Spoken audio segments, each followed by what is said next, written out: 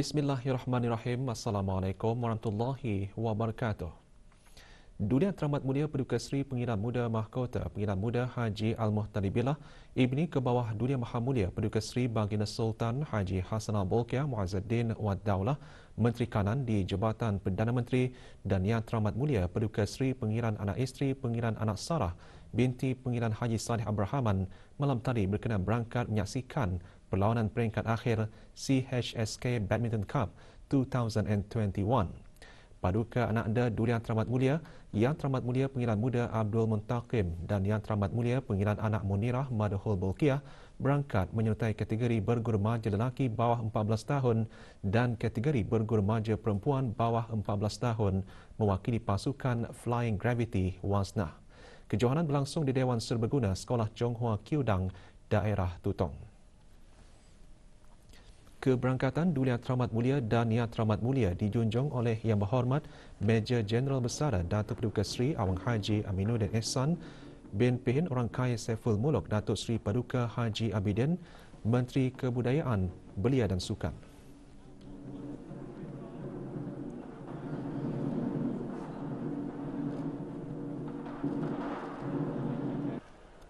Yang Teramat Mulia Pengiran Anak Munirah Madhul Bolkiah dan pasangan Amelda Pong Fui Sen bertemu pasangan bergu Crystal Tan Jin Ni dan Ngau Fong Yin dari pasukan CHM SKB dengan kiraan keputusan 12-21, 16-21.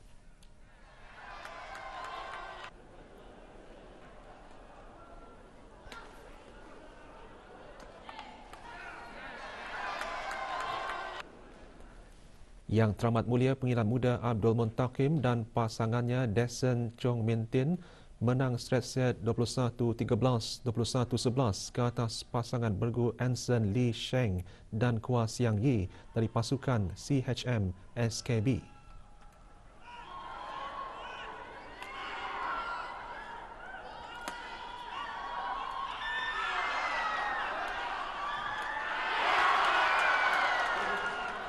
Pasukan Flying Gravity Wasnah menyandang juara bagi dua buah piala iaitu Student Cup dan Veteran Cup.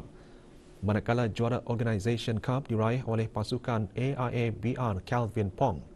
Kejohanan disertai oleh 13 buah pasukan melibatkan 200 orang pemain.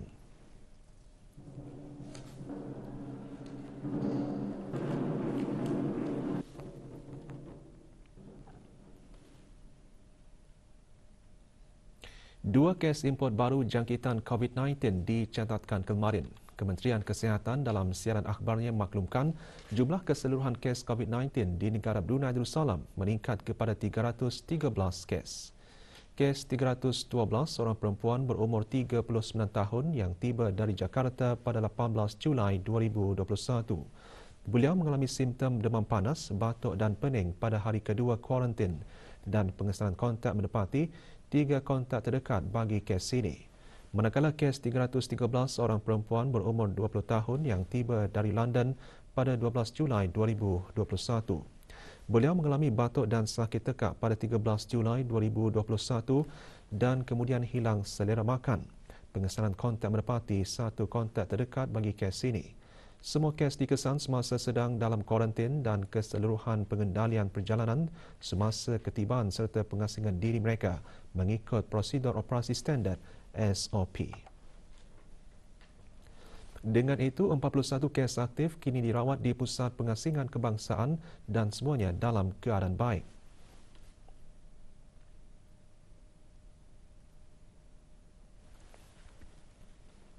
Kes terakhir jangkitan tempatan COVID-19 dilaporkan pada 6 Mei 2020. Manakala jumlah kes import sejak kes jangkitan terakhir tempatan dilaporkan sebanyak 172 kes. 777 individu sedang menjalani pengasingan diri mandatori, manakala 22,245 orang menematkan pengasingan diri mandatori sejak Mac 2020. 457 ujian virus SARS-CoV-2 telah dilaksanakan menjadikan jumlah keseluruhan ujian makmal dijalankan sejak Januari 2020 149,877 ujian. Maklumat lanjut dan perkembangan terkini layari laman sesawang Kementerian Kesihatan dan talian Kesihatan 148. Kementerian Kesihatan dalam siaran akhbarnya juga memaklumkan mengenai status vaksinasi COVID-19 yang dilaksanakan di negara ini pada 22 Julai 2021 seramai 3,533 orang. Jumlah penduduk yang menerima sekurang-kurangnya satu dos vaksin seramai 119,200 orang.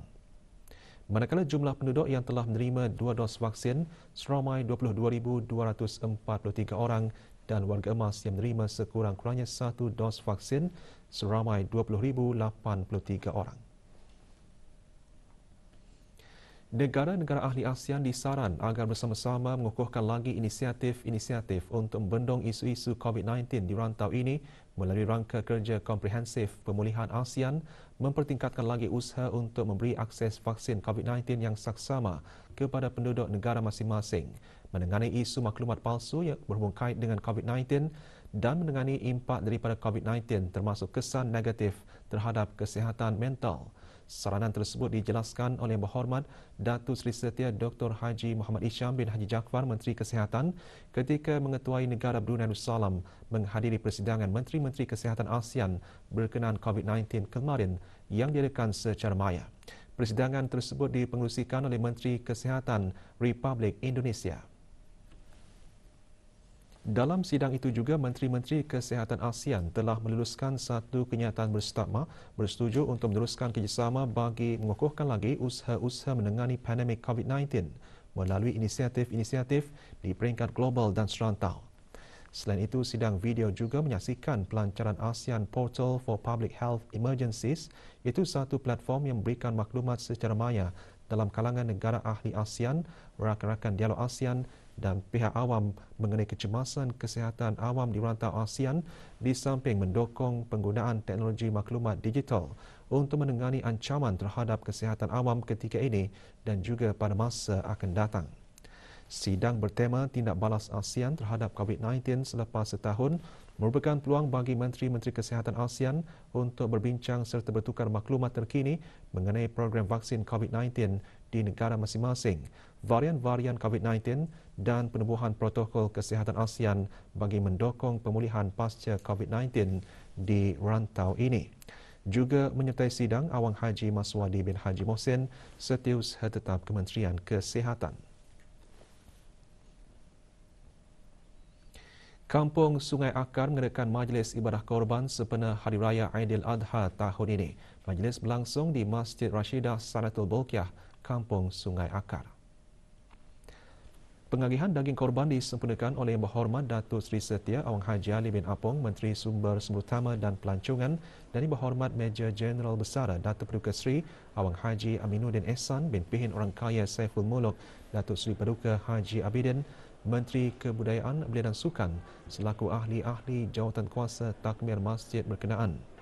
Tahun ini 5 ekor sapi dikorbankan. Daging-daging korban diagih-agihkan kepada 115 orang fakir miskin dan 3 orang anak yatim.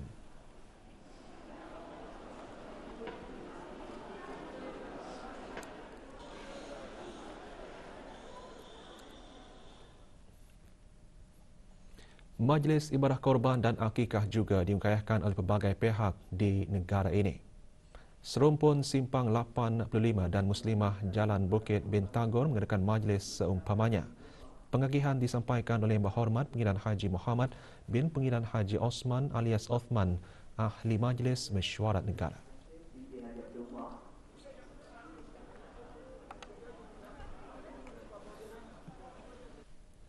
Rancangan Perpindahan Negara Kampung Rimba Gadong mengadakan Majlis Ibadah Korban menyempurnakan pengagihan daging korban. Yang Berhormat Awang Haji Tahamid bin Haji Nudin, Ahli Majlis Mesyuarat Negara. 7 ekor kerbau dikorbankan semasa majlis tersebut. Majlis Perundingan Kampung Kawasan 2 Rancangan Perumahan Negara Lambak Kanan turut mengadakan majlis yang sama di rumah kediaman pemangku ketua kampung berkenaan. Hadir Yang Berhormat Pengiran Haji Ali bin Pengiran Maun, Ahli Majlis Mesyuarat Negara. Pengagihannya dilakukan secara pandu lalu.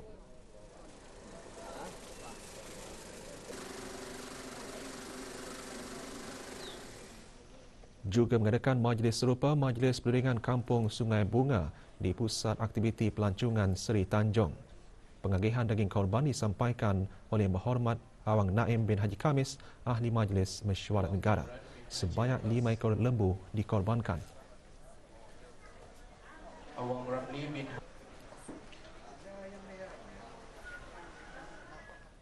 Majlis Belia Brunei Negara Brunei Darussalam mengadakan majlis ibadah korban dengan mengorbankan 3 ekor sapi.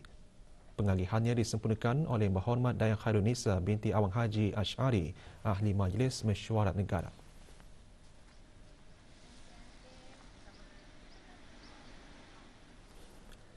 Tujuh ekor kerbau pula dikorbankan dalam Majlis Anjuran Pusat Dakwah Islamiah melalui bahagian pembangunan mu'alaf dengan kerjasama Persatuan Nurul Islam dan Kelas Bimbingan Mu'alaf Daerah Brunei dan Muara. Pengagihannya disempurnakan oleh Awang Haji Muhammad Serudian bin Haji Timbang, Timbalan Setiausaha Dasar dan Keagamaan, Kementerian Hal Ehwal Agama.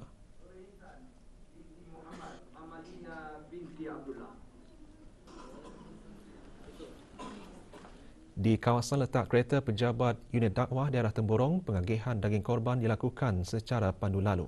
Majlis ini dianjurkan oleh para pelajar kelas bimbingan mu'alaf daerah Temburong dengan kerjasama pejabat unit dakwah daerah Temburong.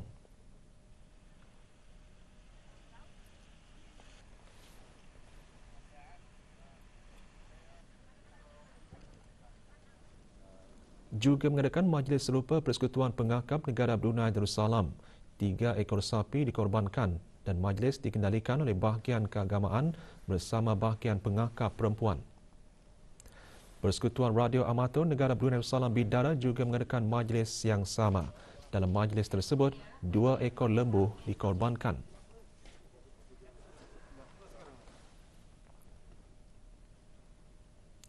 Perkhidmatan Kumpulan Bank Islam Brunei Darussalam BIBD kepada masyarakat dan negara antara yang ditumpukan semasa Mesyuarat Agong Tahunan 2021 Kumpulan Bank BIBD. Mesyuarat berlangsung di Bandar Seri Begawan. Hadirin berhormat Datuk Seri Setia Dr. Awang Haji Muhammad Amin Liu bin Abdullah, Menteri di Jabatan Perdana Menteri dan Menteri Keuangan dan Ekonomi kedua yang juga selaku pengerusi dan kumpulan syarikat BIBD. Semasa berucap pada mesyuarat tersebut, Yang Berhormat menjelaskan meskipun di sebalik cabaran berikutan pandemik COVID-19 secara global, kedudukan kewangan BIBD kekal berdaya tahan dan meraih keuntungan yang kokoh pada tahun 2020. Yang Berhormat menambah sebagai rakan kongsi dalam kemajuan, BIBD menyokong seruan kerajaan dengan melancarkan pakej bantuan COVID-19 untuk pelanggannya, iaitu inisiatif komuniti yang merupakan platform dalam talian untuk memudahkan dan menyokong perniagaan kecil-kecilan semasa krisis pandemik dan sidang kemuncak pemerkasan belia BIBD YES sebagai mengiktiraf kepentingan belia-belia di negara ini. Juga hadir pengarah pengurusan dan Ketua Pegawai Eksekutif BIBD Mubashar Kokar. Berbuat baik dan mengeratkan hubungan silaturahim sesama jiran tetangga adalah amat penting bagi kerukunan hidup bermasyarakat dan bernegara. Bagi menjana hubungan silaturahim yang baik dengan jiran tetangga itu, umat Islam diseru hendaklah sentiasa menjaga dan mengamalkan akhlak yang mulia sebagaimana yang dianjurkan dalam agama Islam. Perkara tersebut antara intipati khutbah Jumaat bertajuk Berbuat Baik Sesama Jiran Tetangga. Dalam khutbah Jumaat juga mengingatkan masyarakat bahawa jiran umpama saudara yang dekat dan berada pada kedudukan yang paling mudah untuk saling bantu-membantu, memiliki sikap kemesraan dan saling pemedulian. Berbuat baik dan menjaga hubungan silaturahim dengan jiran tetangga itu adalah sangat penting. Ia dapat menjadikan keharmonian bermasyarakat dan bernegara itu lebih bersatu padu dan harmoni serta jauh dari sebarang persengketaan dan permusuhan. Dan menjaga hubungan silaturahim sesama jiran tetangga itu, janganlah sekali-kali kita menyakiti hati dan juga perasaan mereka, sama ada dengan tutur bicara maupun dengan tingkah laku. Ini termasuklah dalam perkara menjaga kebersihan di kawasan tempat kita tinggal dan kawasan kejiranan. Menjaga ketenteraman dan keharmonian hidup berjiran itu, kita hendaklah sentiasa peka dan amalkan sikap bertolak ansur dalam kehidupan berjiran. Elakkanlah berbuat bising atau mengadakan acara hiburan yang keterlaluan sehingga larut malam yang boleh menyebabkan jiran kita itu berasa terganggu dan sukar untuk beristirahat. Sambutan ulang tahun Hari Keputeraan ke bawah Dulia Maha Mulia Paduka Seri Baginda Sultan dan Di-Pertuan Negara Brunei Darussalam ke-75 terus meriah. Malam tadi Pusat Dakwah Islamiah melalui program Keagamaan Belia PKB menganjurkan persembahan bercorak keagamaan. Persembahan diadakan di pentas perayaan berhadapan Muzium Alat Kebesaran Diraja Bandar Seri Begawan. Hadir Awang Haji Muhammad Rosli bin Haji Ibrahim Setiausaha Kementerian Hal Ehwal Agama. Majlis disikan dengan persembahan tausyih, teater, sajak dan acara kuis. Persembahan pentas pada malam ini akan diteruskan lagi dengan pertandingan menambang syair anjuran Unit Akli Jabatan Kokurikulum Kementerian Pendidikan. Adakah A8, B7, C5, D6? Negara Brunei Darussalam kini melangkah ke era perkembangan teknologi digital yang pesat. Seiring dengan transformasi tersebut, negara perlu memberi keutamaan dalam memanfaatkan teknologi canggih dan ekonomi digital sebagai pembangkit pembangunan negara. Oleh itu, masyarakat perlu mempersiapkan diri bagi mencapai hasrat dan aspirasi negara menuju kepada sebuah negara pintar. I believe that youth in Brunei can use their passion and also expertise in these types of fields in order to basically gather all data, because with data you can make information and you can make policies, you can basically change a lot of things. Bukan saja untuk mempelajari bagaimana menguasai sebuah teknologi, tetapi juga untuk mempelajari macam mana mencipta lebih banyak teknologi yang efektif dan dinamik selaras dengan keperluan negara pintar. Dan kita eksposkan kepada pelajar-pelajar seawalnya. Dalam masa yang sama, kita kenalkan pada student atau kita educate student tentang kebaikan dan keburukan IT ni. Jadi supaya mereka matang dan tahu penggunaannya secara profesional. So we are preparing our students to be future ready, equipped with 21st century's teaching and learning skills. So in this way, it helps also our students to solve problems in different perspectives, and they can also apply it in their daily lives. Dua operasi berasingan yang dijalankan oleh Jabatan Kastam dan Eksais Diraja JKED berjaya menemui barang-barang tegahan kastam. Operasi pertama tertumpu di sebuah rumah di Kampung Kilanas Mulaud. Semasa operasi, seorang perempuan warga negara tempatan berumur 68 tahun ditahan kerana memiliki barang-barang tegahan kastam, iaitu 2 botol dan 12 tin minuman keras pelbagai jenis. Manakala operasi kedua dijalankan di salah sebuah bilik hotel di Kampung Kiulap, 2 orang lelaki dan seorang perempuan berumur dalam lingkungan 17 hingga 18 tahun ditahan kerana memiliki 1 botol minuman keras, 2 unit vape dan 2 botol jus vape. Kesemua barang dan orang yang ditahan telah dibawa ke Pejabat Penguatkuasaan Undang-Undang Anggrek Desa untuk siasatan lanjut.